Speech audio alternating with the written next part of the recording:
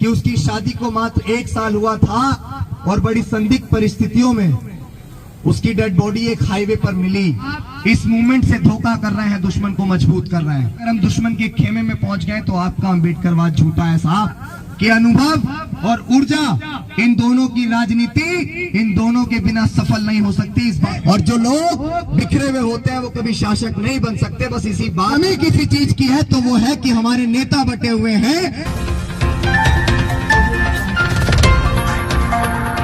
कि रहा के दरिया का किनारा भी कभी आएगा, कि रहा के दरिया का किनारा भी कभी आएगा। वक्त अगर अभी आपका है तो साहब क्या हुआ, संघर्ष कर रहे हैं ना, वक्त तो कभी हमारा भी आएगा, वक्त तो कभी हमारा भी आएगा।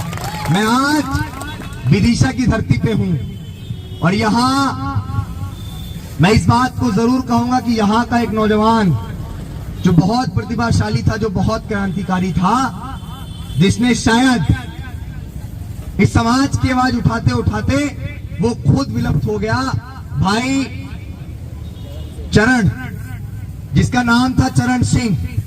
मैं ये समझता हूं कि मेरे पास आज कलम की ताकत तो नहीं है कि मैं उसकी जो फाइल दब गई है उसको ओपन करवा सकूं, उसका परिवार यहां मौजूद है। लेकिन रात जब मैं उस परिवार से मिलने गया तो मुझे पता लगा कि कितनी पीड़ा और तकलीफ कि उसकी शादी को मात्र 1 साल हुआ था और बड़ी संदिग्ध परिस्थितियों में उसकी डेड बॉडी एक हाईवे पर मिली। हमें नहीं पता कि वो हत्या था या एक्सीडेंट था या कुछ भी था, लेकिन शायद अगर रोड एक्सीडेंट भी होता है तो परिवार को एक सम्मानजनक कंपनसेशन दिया जाता है, क्योंकि परिवार इतना सक्षम नहीं है। 1 साल पहले शादी हुई थी, वो भी इतना सक्षम नहीं। दुख और तकलीफ इस बात की होती है कि जब अपने ही लोग अपने लोगों की आवाज को दबाने का प्रयास करते हैं। हम आज भी ऐसी परिस्थिति में जी रहे हैं कि हम आज भी टांग खींच रहे हैं। बाबा साहेब अम्बेडकर का मिशन समाज का बच्चा बच्चा आज समझ चुका है। नीली क्रांति को आज समाज का बच्चा बच्चा समझ चुका है। अगर कमी किसी चीज की है तो वो है कि हमारे नेता बटे हुए हैं और जो लोग बिखरे हुए होते हैं वो कभी शासक नहीं बन सकते। बस इसी बात को जमीन पे समझाने हम लोग निकले हैं।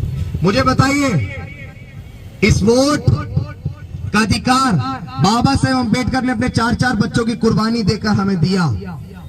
इस वोट की वैल्यू माननीय कांशीराम साहब ने हमें सिखाई और हमें कश्मीर से लेके कन्याकुमारी तक साइकिल यात्रा की और टुकड़ों में और जातियों में बटे समाज को एकजुट करके एहसास कराया कि बिखरा हुआ समाज भी एकजुट हो सकता है और बिखरा हुआ समाज भी शासक बन सकता है। और उन्होंने इस चीज को आपको करके दिखाया कि आपके देश के सबसे बड़े सूबे उत्तर प्रदेश की एक महिला 4 बार मुख्यमंत्री बनी, तो समाज आपको कितनी बार एक होकर दिखाएगा। लेकिन आज कहीं ना कहीं वो मूवमेंट पिछड़ गया है। आज भी समाज का एक बहुत बड़ा नौजवान वर्ग एक व्यक्ति को फॉलो करता है जिसका नाम है चंद्रशेखर आजाद। उसके पास, उस व्यक्ति के पास एक बहुत बड़ी ऊर्जा है। तो मैं इस मंच से सिर्फ एक बात कहना चाहूंगा कि अनुभव और ऊर्जा, इन दोनों की राजनीति इन दोनों के बिना सफल नहीं हो सकती। इस बात को अगर मैं स्टाम्प पेपर पे लिख के भी दूं तो मैं दे सकता हूं, लेकिन यहां समाज को एक होना पड़ेगा।